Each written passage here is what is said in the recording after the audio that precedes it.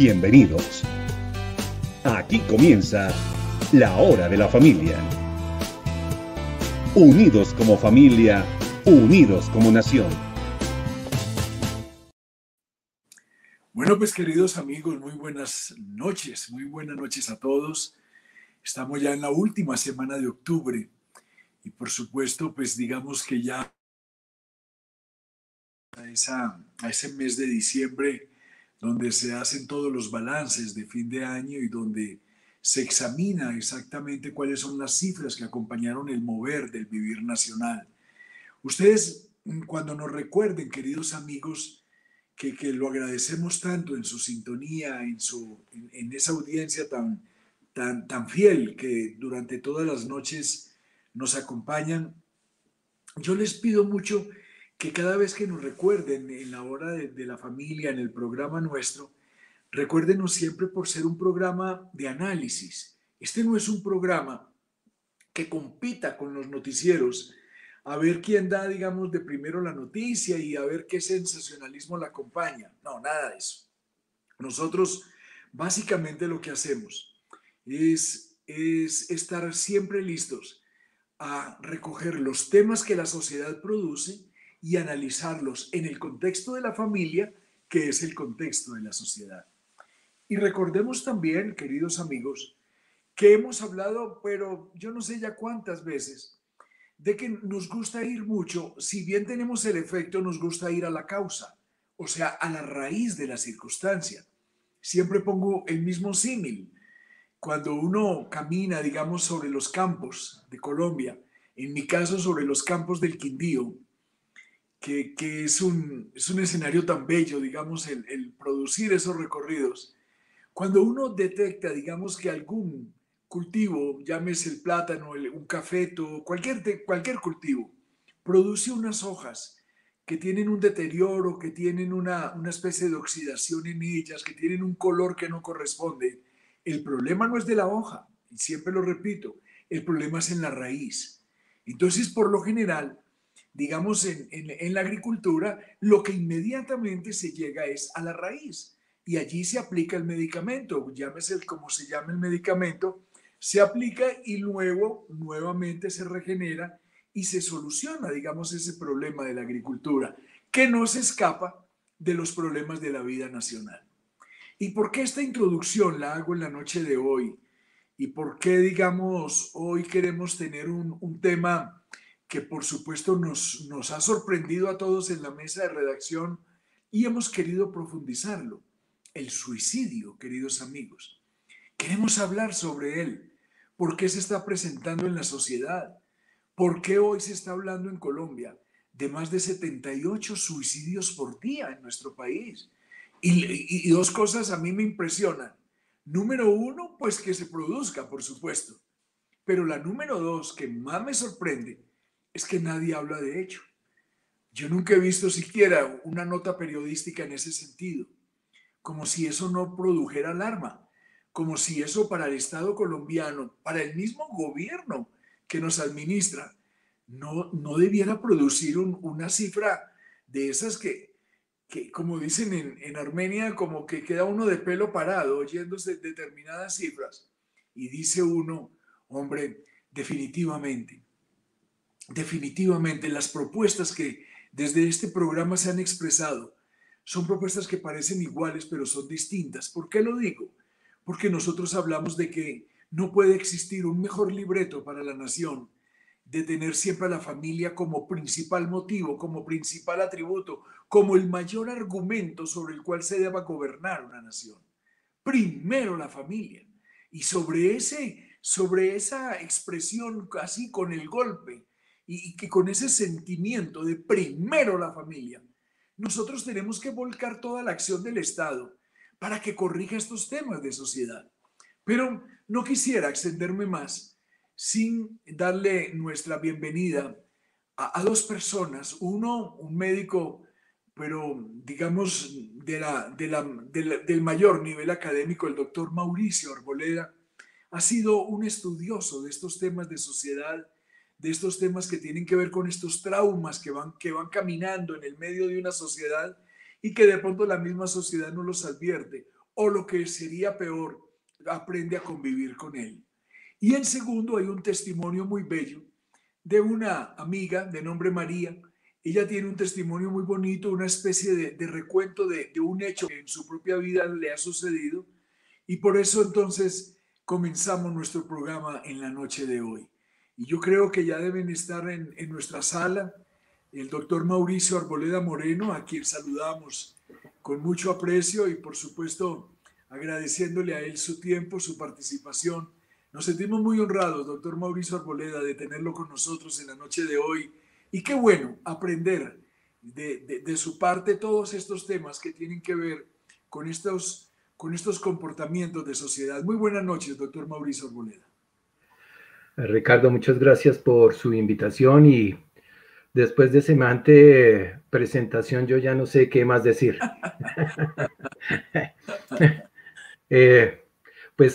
Yo les puedo contar que el tema de familia es un tema que me ha movido desde un comienzo de mi práctica profesional, porque la familia definitivamente es la base y la estructura de nuestra sociedad. Y si contamos con familias fragmentadas, frágiles, pues obviamente el producto que va a salir de estas familias son personas con muchas dificultades. La mayoría de nuestros traumas, para comenzar con nuestro tema, pues obviamente comienzan en las familias y en sus dinámicas relacionales, comunicacionales, que indiscutiblemente resultan causando daño, heridas profundas en el mundo emocional y psicológico de las personas. De acuerdo, claro que sí. Inclusive, doctor Mauricio, nosotros aquí en este programa de la hora de la familia, digamos que nos hemos propuesto siempre, digamos, hacer esos análisis de los indicativos, de la estadística que acompaña a una sociedad, y nosotros no aceptamos, digamos, por decirlo de alguna manera, no aceptamos que se nos diga que hoy hay una estadística. Le voy a poner un ejemplo, que el alcoholismo se esté sucediendo a los 10 años de edad, el inicio de él en el medio de la sociedad, o que nos digan que la drogadicción en términos de cocaína y en heroína, el Estado colombiano ya lo reconoce su inicio a los 9 años y medio. Digamos que nosotros esos temas los protestamos de alguna manera, de manera decente y en orden, por supuesto, pero los protestamos y vamos a la raíz del problema. ¿Por qué se producen esos temas? Y cuando empezamos a profundizar en el alcoholismo, en la drogadicción, en el inicio de la vida sexual, en fin, tantos temas que tiene la sociedad colombiana, nos hemos encontrado que el conflicto colombiano nos produjo un daño inmenso que aún incluso nosotros mismos no lo dimensionamos. O sea, la guerra interminable, pareciera, de más de 57 años, no dejó a los ejércitos regulares o irregulares en derrota. No, aquí el único derrotado fue la sociedad. Y la sociedad se expresa, lo dice la Constitución colombiana en su artículo 42, a través de la familia. O sea, el derrotado fue la familia. Y cuando hoy entramos a analizar con la mesa de trabajo en las horas de la mañana, analizar, digamos, el programa de cada día, pues nos encontramos cifras que nos despertaron todo el asombro. Una de ellas tiene que ver con el suicidio. Y en una cifra que dice el Instituto Nacional de Salud, que se están produciendo 78 suicidios por día en Colombia. Y lo que es más impresionante, si es que la cifra anterior no impresiona, que debe generar alarma, es que esa mayor cantidad, ese inmenso grupo de ciudadanos, la verdad está focalizado en los jóvenes de Colombia. ¿Cuál puede ser, en su concepto, usted como experto, estudioso del tema, cuál puede ser en su concepto esas razones? ¿Compartiría usted que el conflicto fue el generador o habrían unas causas anexas que además lo hubieran complementado o aumentado? Yo creo que toda esta violencia de la guerra es consecuencia de aquellas estructuras mal concebidas de familia desde un comienzo. El suicidio no es no es generación espontánea, eso tiene procesos, causas, orígenes que vienen dentro de lo que se da en una fase del desarrollo del ser humano que llamamos apego. Cuando en este desarrollo del apego no se dan las herramientas emocionales adecuadas, pues posteriormente se van a tener y a desarrollar relaciones muy inadecuadas, que es lo que estamos recogiendo, digo yo, hoy en día con las familias. Si mi estadística no está errada, hoy en día de 100 matrimonios, el 48%, si no me equivoco en mi recuerdo, el primer año se desbarata. Entonces, el mal comienza desde la propia estructura con la cual estamos viendo y facilitando que se desarrollen relaciones que no son muy adecuadas, ¿sí? Cuando una persona con un trauma de infancia, y muy seguramente cuando digamos a María podemos entender un poquito más, cómo se generan una serie de consecuencias y efectos en su vida que cada vez le hacen más daño y más daño y más daño, mayor dolor emocional que es inmanejable en muchas personas, que las conducen a el intento del suicidio o aquellos que lo logran, el suicidio, generando obviamente un impacto mayor. Los traumas no solamente son por la fase del apego, pueden estar en su infancia, en la adolescencia y aún en la vida adulta. Cuando hablamos de trauma estamos pensando de catástrofes, la misma guerra, ese conflicto armado que tanto daño ha hecho en nuestras zonas rurales. Sí, ahí se suceden muchos traumas, indiscutiblemente se suceden muchos traumas, el estrés postraumático, nuestros soldados sufren y van a sufrir el famoso estrés postraumático que les daña tanto la vida de ver a sus compañeros muriendo a un lado, siendo heridos, viendo cómo sus compañeros que se vuelven como hermanos, verlos desmembrados por las famosas minas antipersonales. Todo eso nos trae una serie de complicaciones en las dinámicas de familia que hacen que papá y mamá tengan grandes dificultades en transmitir a los hijos lo que necesitan para llevar una vida sana. Cuando se altera a causa de estas heridas, y vuelvo y explico, no es necesariamente la guerra, es una parte de todo lo que vivimos. Cuando esta información no llega de manera adecuada,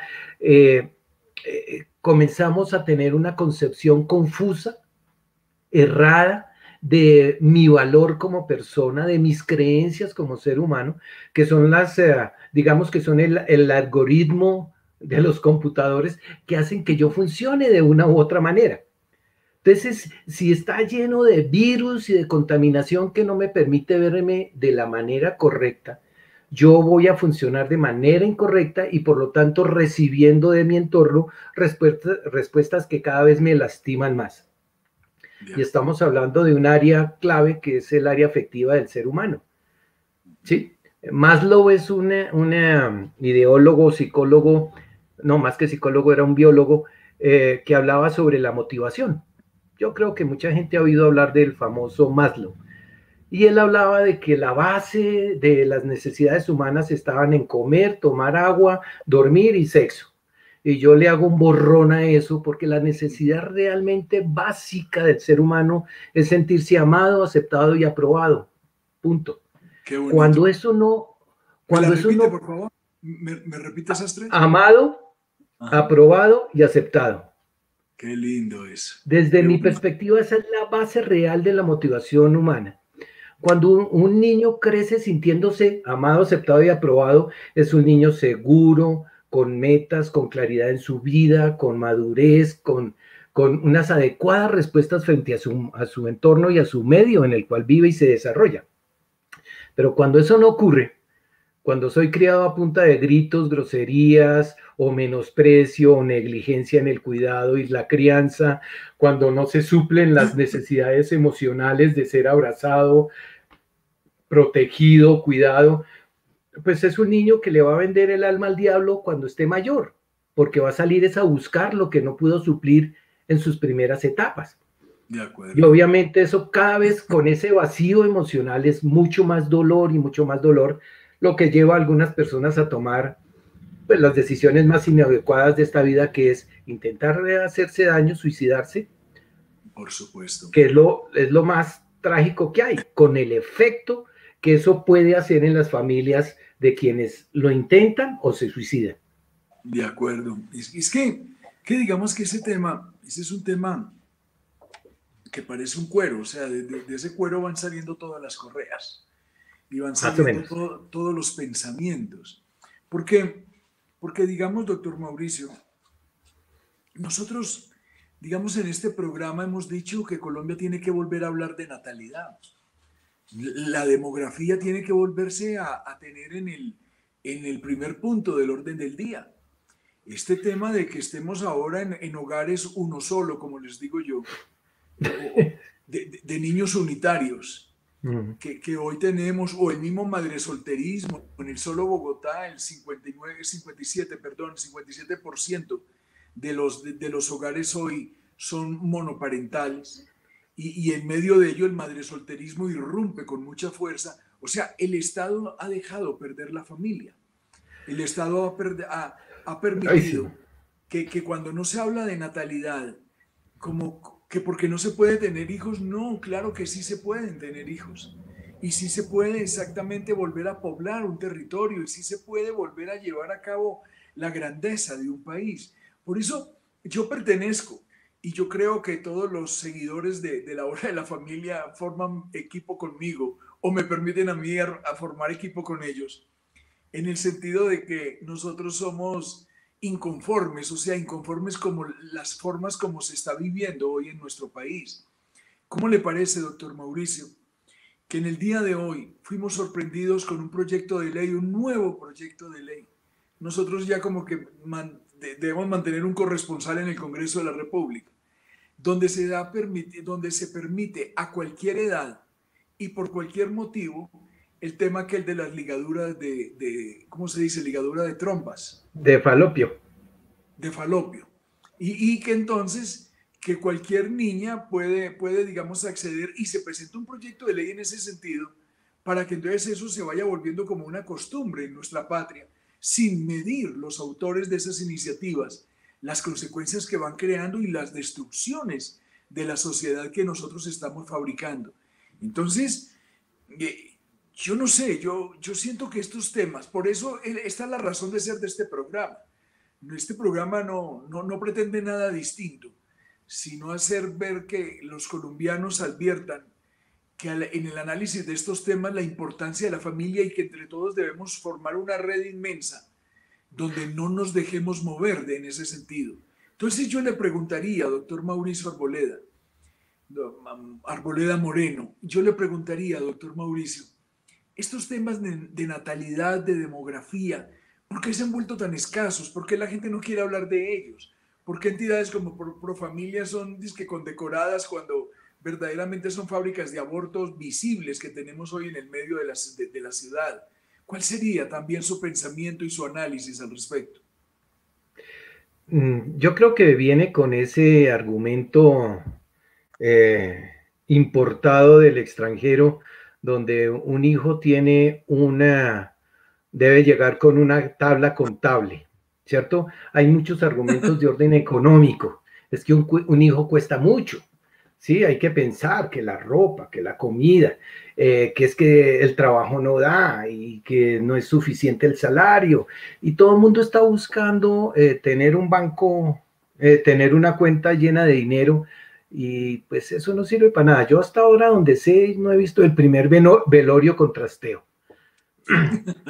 Acumulamos y acumulamos una serie de cosas inservibles, ¿cierto? Para la vida. Inútiles porque las compramos y muchas veces ni las volvemos a mirar, y nos olvidamos que eso puede ser canalizado para muchas mejores cosas que tienen que ver con la realidad y la verdad humana, los hijos. Yo solamente, desafortunadamente, tengo 4. 4, qué bien. Sí, solamente tengo 4. Pero mire, le cuento cosas raras. Digamos, en Colombia hoy el promedio estamos a 2.1. y Imagínese. descendiendo todos los días más. O sea que estamos en ese problema que el Estado no lo asume, digamos, como grave. Estamos teniendo que, la generación colombiana, pues todos nos estamos envejeciendo y no hay generación relevo, como lo se reconoce por los especialistas. Y esa generación relevo, si no empezamos a fomentarla, pues nosotros vamos a tener allí serios problemas en el manejo de sociedad, doctor Mauricio. Yo te agrego algo. La riqueza de un país no es el oro ni el petróleo. La riqueza de un país es su gente. Y si un país no tiene quien haga ese cambio generacional en las fases productivas, que, bueno, uno deja de ser útil realmente cuando se muere. Mientras esté vivo es productivo, que eso es Así, otra cosa que afecta la parte de familia, ¿cierto? Uno, para pues, nuestras sociedades hoy en día, llegar a los 65 años es ya, me envejecí, y no es cierto. Uno es viejo después de que se muere, antes no. está buena esa. Hay que Entonces, practicarla. en esas condiciones donde se le está dando prioridad a lo que no es prioritario, es importante, pero no prioritario, que es la economía, nos estamos olvidando de lo esencial, que es esa estructura de familia que debe tener unos componentes de papá y mamá, hombre y mujer. Pues hay unos cuantos me colgarán si me oyen, pero es una estructura de familia, papá, hombre, mamá, mujer, con sus 4, 5 y si quieren 15 hijos, eso está perfecto, esa es la estructura de familia. Eso es lo que Así, permite que quien nace pueda encontrar una red de apoyo, porque siguen sus hermanos, pero un muchacho que nace solo, hijo único, tiene grandes dificultades de relacionamiento y tienen dificultades en sobrellevar y pedir ayuda o cómo pedir ayuda, porque no encuentra esa fuente tan esencial que son su familia, llamados hermanos, cuando papá y mamá desaparecen. Entonces, eso de un solo hijo no es muy económico desde muchas perspectivas, ¿cierto? Lo así. fundamental, la salud mental. Por eso, Yo no sé si tú tienes estadística, porque yo traté como de actualizarme, pero no logré encontrarla. Que encontramos que un gran porcentaje de los que intentan suicidarse o se suicidan tienden a ser hijos únicos, porque viven muy solos. No sé si existe realmente y actualizada, porque la única estadística que yo veo es del 2015 y desde 2015 al 2020 eso ya debió haber crecido una barbaridad, han pasado muchas de, cosas. de que la mayoría de gente que se suicida son personas solas, hijos únicos o personas solas. Pues es que hay varios temas que asombran. Doctor Mauricio, le pido que me corrija si las cifras no son, pero en la investigación en nuestro programa, ¿cómo le parece que, digamos, en el orden mundial, nosotros estamos hablando más o menos de unos 20 millones de intentos de suicidio por año que se llevan a cabo? Y entonces uno dice, Padre Santo, 20 millones es la mitad de nuestro país, que cada año en el mundo las personas no encuentran como otro destino, otro motivo, otra decisión. Y todo se da precisamente por esos temas que tienen que ver en haber dejado perder la familia como núcleo de sociedad. Yo creo que ahí es donde vamos a tener que elevar en Colombia una gran cruzada, una gran bandera. Tendrá que izarse aquella que se identifique solamente con un solo llamado, un solo grito de batalla, primero la familia. O sea, nosotros tenemos que ser capaces de volverla a reconstituir. Y uno a veces cree, yo se lo confieso, nosotros hemos venido trabajando hace mucho tiempo este tema y cuando digo nosotros, pues créame que incorporo allí a mi señora, a mi hijo. Nosotros desde hace muchos años venimos con ese impulso, digamos con esa bandera que se vuelve distintivo o estandarte y uno a veces cree que está como solo, pero de pronto se pone a mirar un poquito más allá y no, nosotros no estamos solos. Yo creo que somos muchos en Colombia que defendemos esa base de sociedad y yo creo que lo que nos falta es precisamente que el grito se exprese para que todos al oírlo caigamos en cuenta y marchemos allí presurosos en el conformar de una nueva sociedad. Hoy nos tienen confundidos.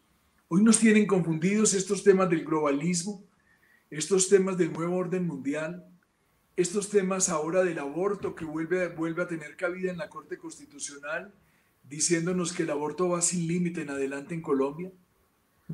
Y entonces cuando uno empieza a mirar eso, pues recordemos la cifra, doctor Mauricio, 1.174 abortos por día en nuestro país. O sea, eso es, perdónenme decirlo y perdónenme los seguidores, pero es una salvajada. Eso es un asesinato, un genocidio.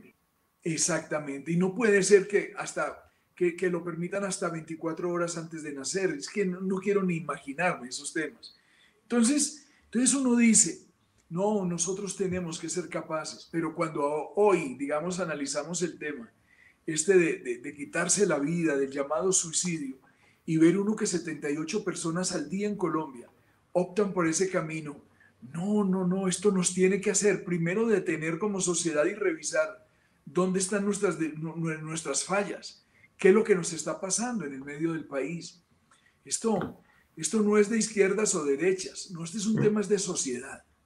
Y en ello, doctor Mauricio Arboleda, nosotros solamente queremos, es precisamente con personas como usted, que tiene, digamos, la academia a su lado, la profundidad y la ciencia, digamos, en el conocer de estos temas, que nos dé todos los argumentos, aquellos que nos permitan o corregir o acelerar lo que debemos hacer en el medio de la sociedad nacional.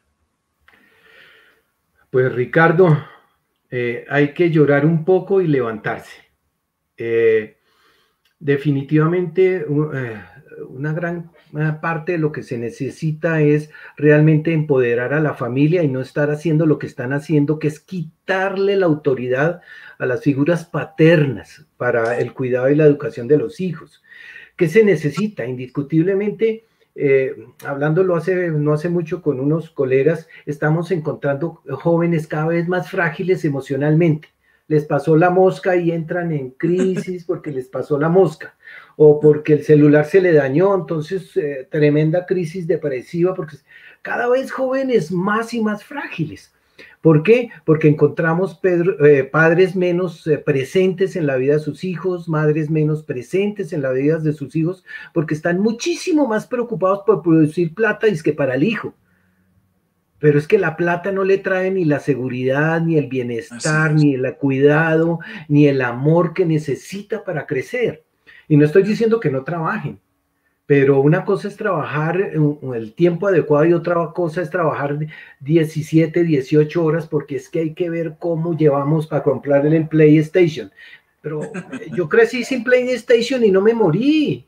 Y en esa época había grabadoras que a mí me interesaba tenerlas para poder practicar lo que a mí me gustaba practicar, pero no la tuve, no me morí, ¿cierto? Hemos deformado tanto lo que es importante en la estructura de familia que nos estamos perdiendo. No le estamos dando las herramientas necesarias y fundamentales a los niños y a los jóvenes para que afronten la vida. La vida no es fácil. La vida necesita tener esa fuerza emocional para afrontar lo difícil, lo grave, lo pesado, para poder continuar la vida. La resiliencia es algo que se forma en el contexto de las relaciones familiares. Y eso no está ocurriendo porque no existe papá o no existe mamá, porque están muy ocupados. ¿Cuáles son los papás y mamás que encontramos ahora? El celular. La mejor forma de calmar a un niño hoy en día es darles un celular. Pero no, los padres no han querido entender que eso es convertir al niño en un adicto, porque el efecto es como si se pegara un toque de heroína, ¿cierto? Entonces encontramos padres cada vez más, hijos frágiles, padres frágiles, ¿cierto? O encontramos aquellos padres que son extremadamente autoritarios, impositivos y que la cosa tiene que ser como yo dije que tenía que ser, y pues tampoco. ¿Por qué? Porque eso lastima y eso hiere, ¿cierto? Lo podríamos meter dentro del contexto del maltrato físico, ¿verdad? No, que no le permite al niño tener la seguridad de que es amado, cuidado y protegido. porque si el que me tiene que cuidar me maltrata, pues yo estoy fregado. Así es. ¿Sí me explico? Pero claro, incluso aquí, doctor Mauricio, porque este diálogo está muy enriquecedor, muy lleno de principios y de valores, pero me toca interrumpirlo porque me están aquí haciendo señas de que debemos ir a una pausa y tal vez usted me espere allí unos pocos minutos. Con y mucho vamos gusto. con esta pausa aquí para todos nuestros seguidores.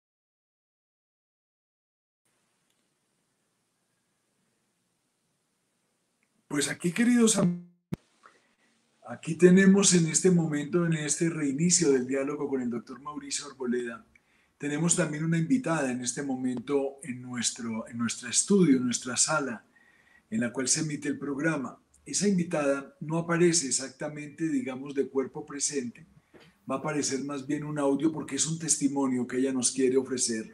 Su nombre es Mari. Y Mari, pues precisamente quiere conversar con nosotros acerca de unos temas y ofrecer como digamos, de parte de ella, una historia que creo que todos debemos conocer. Si me ayudan allí, por favor, creo que Mari ya está en el estudio. Yo quisiera anotar algunas cosas. Mary es una persona que ha venido trabajando por superar muchas cosas de su vida y pues ella a mí me honra en su disposición de exponer su historia en pro y en beneficio de aquellas otras personas que puedan escuchar lo que ella nos tiene que compartir. Y a mí, si me lo permite, Ricardo, me gustaría preguntarle a Mary que nos cuente un poco cómo fue su infancia, sus primeros años de vida. Primero, buenas noches, Ricardo, gracias por la invitación, gracias, Doc, te aprecio mucho y sí, una de las cosas que le pregunté al Doc es, con mi historia vamos a poder salvar vidas, vamos a poder llegar a corazones de jovencitas, ¿no? De jóvenes entre 18 y 30 años que tal vez se puedan identificar con mi historia. Mi niñez, en lo que recuerdo hasta mis 9 años fue normal, una niña extrovertida, feliz, alegre, juguetona, pero a los 10 años, como le estaban hablando ahorita Ricardo y Mauricio, hubo un quiebre en mi corazón y mis padres se separaron. Te estoy hablando de hace bastantes años, ya tengo 44, entonces ya harán la cuenta. En esa época, pues, una separación no se ve como ahora, como decía Ricardo, que eso es como comprar colombinas, ¿sabes? La solución, separémonos. Pero en esta época no era tan fácil. Antes de la separación tuve que ver una imagen de mi padre a los 9 años, de besar a otra mujer cuando la dejó en casa, que era la mejor amiga de mi mamá. Pero yo vi el beso tan claro que yo decía de niña, ¿me lo inventé o mi papá le dio un beso en la boca? Esa fue mi pregunta a los 9 años. De ahí, mi papito todo lindo me compró un helado, yo me fui a dormir, pero la consecuencia es que mis padres se separaron, el trauma de esta separación. Mamá lanzó la ropa, soy comunicadora social y periodista, entonces soy un poco descriptiva, lanzó la ropa por el balcón y para mí fue una escena donde bajaba la ropa, pero yo sentía que mi corazón se desgarraba porque era muy unida a mi papá, o sea, mi papá era mi mundo y me lo quitaron de una noche para otra. Surgió así mi niñez, mi preadolescencia en realidad y la adolescencia, con una mamá sumida en su dolor, una mamá presente, ausente, y un papá que proveía, como decía Mauricio, comida, la dejaba y se iba. Fui creciendo con esta ausencia de un abrazo, una palabra, un cómo te sientes, hija, ven y hablamos sobre el tema de la separación. Tengo 2 hermanos, somos muy seguidos, yo soy la del medio, y a ellos pudo afectarles de una manera, pero especialmente a mí crecí con una ausencia emocional que me hicieron llevar a tomar decisiones muy perjudiciales para mi vida, muy perjudiciales. Entonces, no, mi niñez hasta los 9 años podría ser, respondiendo a tu pregunta, Doc, fue normal, pero de ahí en adelante mi vida dio un vuelco al cual no tenía ni herramientas ni estaba preparada para asimilarlo, para asumirlo. No tenía por qué, además, ¿no? No tenía la edad para hacerlo. En esa edad tú juegas, estudias y vives feliz y segura. No tenía ya seguridad, no tenía a mi padre. En las noches mi unión era tan grande con mi padre que en las noches él llegaba de la universidad al externado, él estudió como 4 carreras, estaba en su 4ª carrera en esa época, y yo lo esperaba en la puerta con las pantuflas y una cobijita. De un día para otro me quitaron las pantuflas, la cobija, y papá ya nunca llegó. Eso para mí fue devastador, no lo entendí en ese momento, sino a mi edad he tenido, como dice el doc, que entrar en una psicoterapia por todo este trauma que viví en la niñez, ¿no? Que me llevaron a cometer errores y 2 veces a quitarme la vida. 2 veces, literalmente, de la misma manera. No, 3, discúlpame, 3 veces. Entonces, respondo tu pregunta, Doc, en lo que preguntaste hasta dónde era mi niñez, ¿sí? Pues podemos tener 63 años como yo y seguir siendo niños. No hay problema por eso. Pero sí, a mí me gustaría que nos compartieras un poco qué te llevó al punto de tomar la decisión de quitarte la vida. Gracias a Dios que no sucedió. Pero... Ok, Doc. A la edad de 14 años, como dicen por ahí una canción, conocí al hombre ideal a la vuelta de la esquina.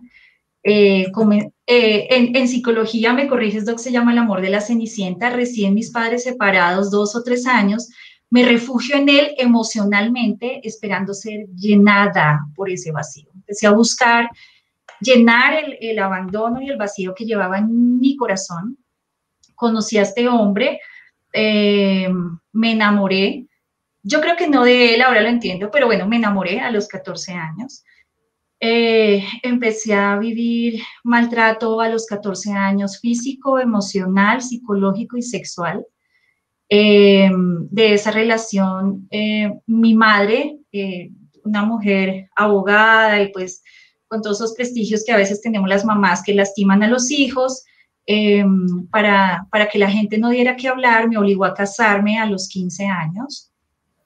En mi casa, pues ella era abogada, entonces conocía jueces y todo, entonces todo fue en mi casa, Y recuerdo que el día que firmé el matrimonio, yo lloraba, eso parecía un funeral, ¿no? No un matrimonio. Yo lloraba mientras firmaba, porque en realidad ni siquiera en 15 años tienes la capacidad de decir, me caso y asumo un matrimonio y todo lo que conlleva esto, ¿no? No. Sencillamente yo obedecía por temor, porque eso fue algo que se incrementó en mí, el temor, y obedecía. Entonces, tuve a mi hija, María Paula, ella ya es mamá, yo ya soy abuela, una abuela relativamente joven, pero dentro de esa convivencia estuve en coma por una golpiza del papá de mi hija. Fui salva de ese coma. La relación todos los días había maltrato, y para mí eso era cariño. No importa que me pegaran, con tal de que me llenaran el vacío que la separación de mis padres había dejado. Me disculpan si se me quiebra la voz, aún es un recuerdo que no afecta, pero sí digo, wow, Dios, si no estuvieras en mi vida, creo que no estaría viva, así de sencillo. Continuando con esto, soporté ese maltrato por un año. Todos los días, no era solamente maltrato físico, había un daño psicológico y emocional. Mis padres en sus vidas jamás se enteraron hasta cuando, no sé si recuerdan los de mi generación, había un programa que se llamaba Decisiones. No sé si se lo recuerdan, si hay gente de mi edad, que hagan like para saber si sí, pero... Yo estaba muy chiquito cuando... No lo dudo, Ricardo, no lo dudo. Pero Decisiones, yo creo que Dios puso ese programa en mi vida para fortalecerme y ser capaz de denunciar. Porque en Decisiones era el primer programa colombiano donde mostraban el maltrato físico de una mujer, y ahí comenzó todo el trabajo de las comisarías de familia, que no sé si recuerdan esa época, fue hace bastantes años. Fue iniciando las comisarías de familia, y yo, cada programa me empoderaba más para denunciar. Hasta que un día, cualquiera, X, le conté todo a mi mamá me decía que yo era una mentirosa, que estaba inventando, que a qué horas todo eso si no se me notaba. Claro, mis golpes en el cuerpo eran por debajo, pues no se veían, y los del alma, pues ni les cuento, a la edad de 15 años. Entonces, mi primer intento de suicidio fue ahí, al ver que mamá no creía y que tenía que mostrarle pruebas, y papá ausente en su vida, también ubicándose con otra mujer o algo, no sé. Tomé un cuchillo y traté de lastimarme. Pero cuando vi a mi bebé en la cuna, tenía por quién vivir, ¿no? No lo hice, no sé si fui cobarde o valiente, no sabría decirte, porque en ese tiempo, en ese momento que tú decides, que tomas una decisión de quitarte la vida, que es lo que me impacta ahora de los jóvenes, lo haces y punto. Eso es como una adrenalina, como decía el doc, eso es como que consumes una droga, ya tomaste la decisión y te vas. Entonces, fue mi primero. Más adelante, entro a la universidad, todo esto, y tengo un noviazgo con una persona en ese tiempo supuestamente especial, me propone matrimonio, te estoy hablando que eso pasó después de, ¿qué? 10 años, y me dejan plantada en el altar. Devastada, porque otra vez el abandono vuelve a mi vida, otra vez no era la iglesia o los invitados, sino que otra vez me sentía abandonada. A los 2 días quise volver a intentar suicidarme con un cuchillo, alcancé a lastimarme, alcancé a sangrar un poco, recuerdo, de la mano izquierda, pero ahí sí, le decía al doctor ahorita, ahí sí sentí un poder sobrenatural de Dios, ahí no lo conocía aún, tengo que contar mi testimonio, no conocía del Señor en ese momento, pero yo sentí que algo me detuvo, y ya no fue mi hija, ya fue algo sobrenatural, fue sobrenatural. Pasó el tiempo, Dios me permitió conocer a mi esposo, que es un regalo de Dios, pero al tener a mis 2 bebés seguidos, tuve algo que se llama depresión postparto. Entonces, imagínate mi vida desde los 14 años hasta los 30 que volví a ser mamá. Fui mamá a los 15, luego a los 30, y nunca trabajé esto. O sea, viví con el abandono, con el vacío, viví el no sentirme amada, lo que decía ahorita el Doc, decía, yo no fui amada, ni cuidada, ni protegida. No sé ni siquiera cómo llegué hasta el día de hoy. Bueno, yo sí, pero yo no. Yo no tengo idea humanamente. Jamás, Ricardo, te cuento que lo habría podido lograr sin esa ayuda sobrenatural. Yo quiero añadir algo de lo que ustedes hablaban de la familia. Dime. Pues Mary, perdóneme, yo la interrumpo allí. Sí. Porque estábamos hablando con el doctor Mauricio Arboleda sobre la estadística, sobre los temas que nos impresionaron en la mañana de hoy al estudiar el programa de esta noche. Sí. Y en medio de ello nos encontramos con muchas cifras que para qué las vamos a repetir. Pero hubo un tema que también nos sorprendió mucho, Mary, y usted lo acaba de decir. Donde más se produce el suicidio en Colombia es precisamente en las personas que confiesan ser ateas, o sea, que están alejadas de Dios. Entonces, ese tema que usted acaba de mencionar, por eso me atreví a interrumpirla, porque me parece que valida precisamente la misma afirmación que acabo de expresar. ¿Cuánta falta le hace Dios a Colombia? ¿Cuánta falta, cuánto debe la sociedad buscar a Dios? Con mucho más ahínco, con mucha más decisión, con mucha más profundidad. Y no la interrumpo más, pero validándole ese tema, cuando usted empieza a conocer del Señor, usted empieza a tener un comportamiento entonces totalmente distinto. Ahí te voy a hacer, yo le decía al Doc hoy que hablábamos un rato, que yo tuve una línea de tiempo, eso es como el Antiguo y el Nuevo Testamento en mi vida, tal cual. El antes y el después, ¿no? El antes fue, ya conocen más o menos mi historia, pero en el último semestre de comunicación social que estudié, llegó una persona a hablarme de Jesús. Yo siento, mucha gente dice, te convertiste. No, yo le decía al Doc, no, Jesús me salvó literalmente, porque seguramente si él no llega en el último, cuando te digo que llega en el último semestre, es que yo me iba a casar 6 meses antes, así que yo llego a la universidad con mis amigos avergonzada, otra vez viene la vergüenza, viene el abandono, nadie quería hablar del tema, porque igual todos éramos amigos, era compañero mío, pues él estudiaba en la Jorge Tadeo y yo muy cerca. Entonces, casi que todo el mundo no quería tocar el tema de cómo te sientes. Y así inicié, ¿no? Así volví, bueno, después de un tiempo él empezó a acercarse, hablándome, y me dijo, yo estoy aquí porque Dios me envió por una mujer para salvarla. Y yo, ay, qué chévere, te la ayudo a buscar, le decía yo, vamos a llamarle a mi amigo Jorge. Y yo sí, y así empezó mi historia con Jesús. Fue un tiempo de 6 meses donde sentí que Jesús me enamoró. Voy a un encuentro, no sé si lo puedo decir, y en una de las charlas que había una charla muy fuerte, y en esa charla me pasó algo muy fuerte y sentí que algo se liberó de mí, algo muy fuerte.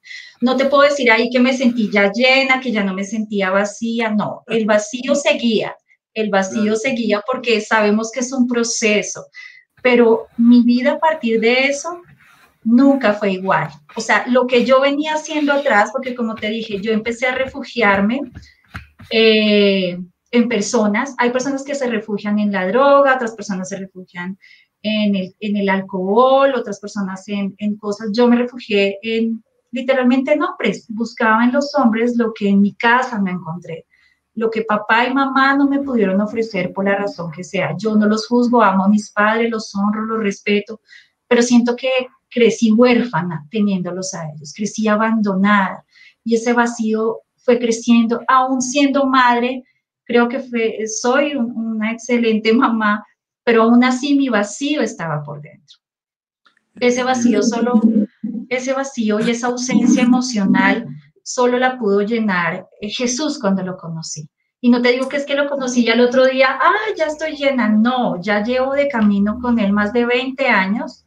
Ahora me dedico a ayudar mujeres que han pasado por lo mismo y a decirle, mira, hay una esperanza. Pero sí es importante hacer un proceso psicoterapéutico, porque mucha gente se queda en que Jesús me sanó, mi Señor te puede hacer lo que sea, pero Él también creó las personas profesionales, porque hay cosas que no debe sanar, que uno debe sanar. Entonces, mi vida después de Él hasta el día de hoy nunca fue la misma. Y tanto amo la familia, Ricardo, tanto amo la familia que decidí hace 3 años ser mamá homeschool, tiempo completo de mis hijos. No sé si alguna vez han escuchado de Susana Wesley,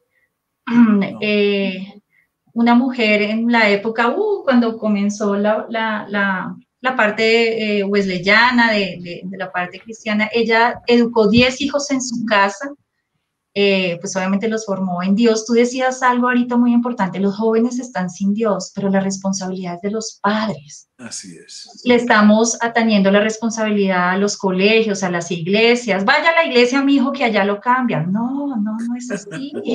Vaya, que usted vaya y llega transformado. No, es papá y mamá mostrando el amor en casa, ¿no? Entonces, qué bonito ese testimonio, querida. Parte de mi historia.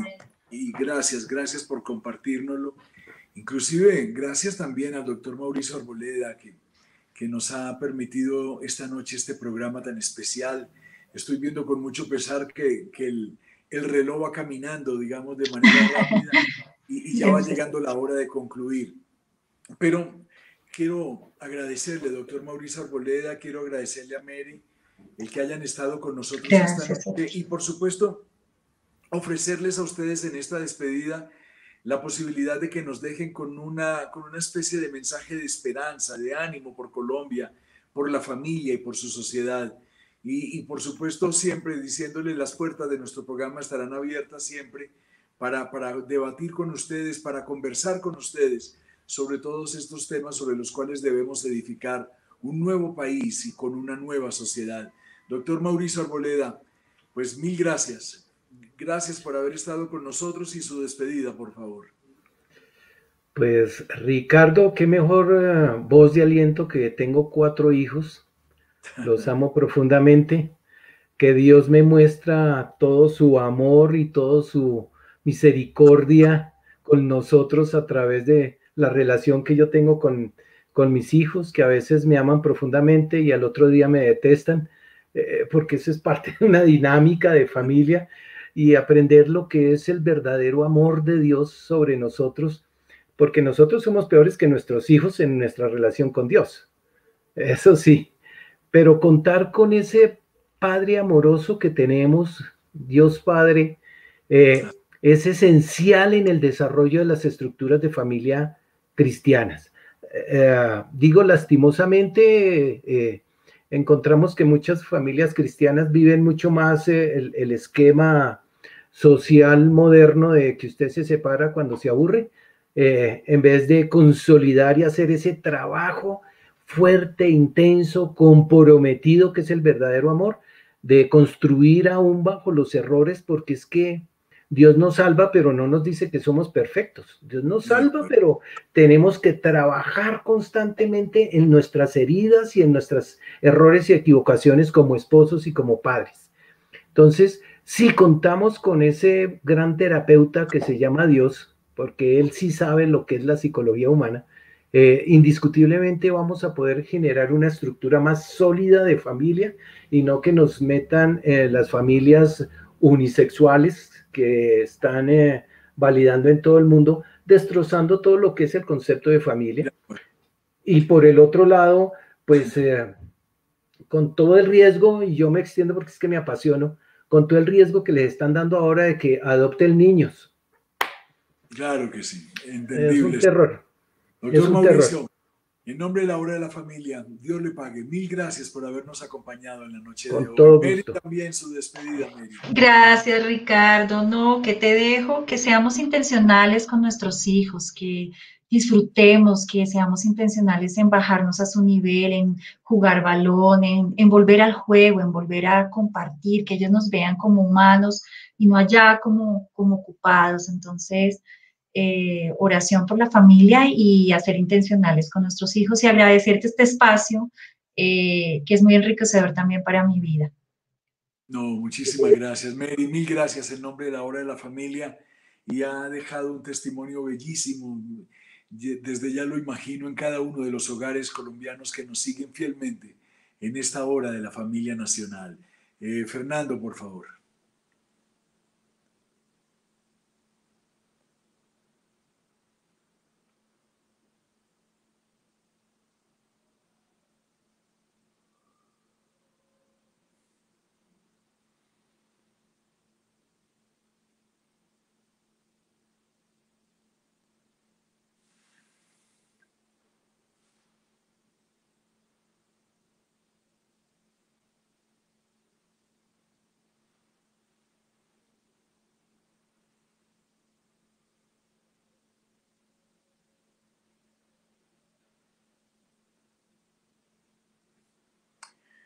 Tal vez tenemos ahí como algún problema seguramente en el estudio, pero ya lo vamos a solucionar.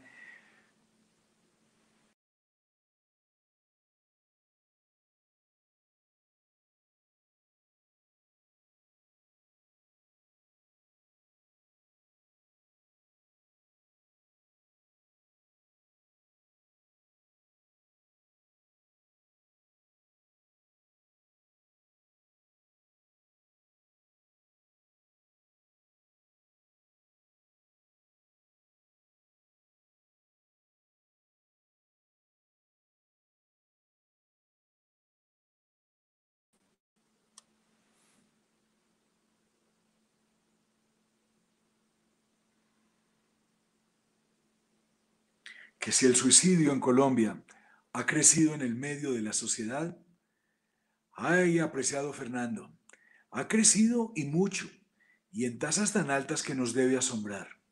Pero comencemos a desglosar este grave mal de la sociedad. El suicidio es el acto por el cual una persona se provoca la muerte de forma intencional.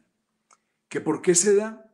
Son muchas las razones, apreciado amigo, pero al estudiarlas hay algo que sorprende y es que hoy es la segunda causa de muerte a nivel mundial y llevada a cabo, y sorpréndase, principalmente por jóvenes de 15 a 29 años de edad.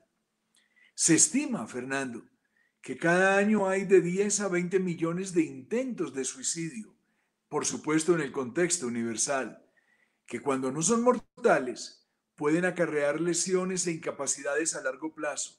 Los intentos no consumados son más comunes en hombres jóvenes y me refiero a una muy temprana edad. ¿Y en Colombia? Me pregunta.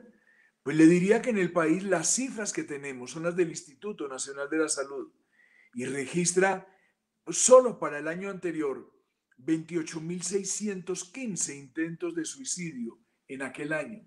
Eso representa, estimado amigo, 78 casos al día, que es precisamente la tasa de suicidio nacional.